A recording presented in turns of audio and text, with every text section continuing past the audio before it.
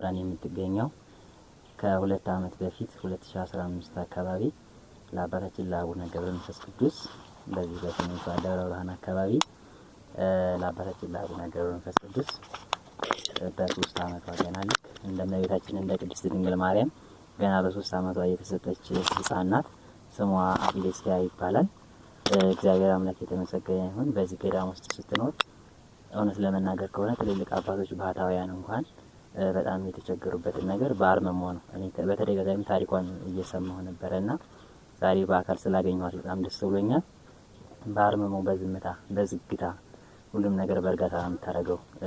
ልጅ ሆኖ የማይቸኩል የለም፣ ልጅ ሆኖ የማይረብሽ የለም፣ ልጅ ሆኖ የማይጮህ የለም፣ ልጅ ሆኖ አልታዘዝም የማይል የለም። ማለት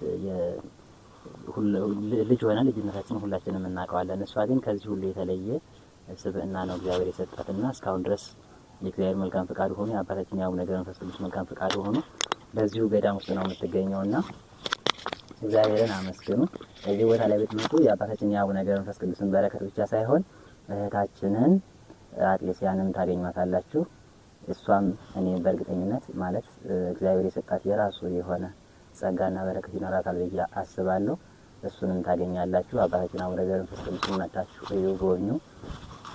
አቅሌስያ ምናልባት ስለ አቡነ ገብረ መንፈስ ቅዱስ የምትይኝ ነገር አለ?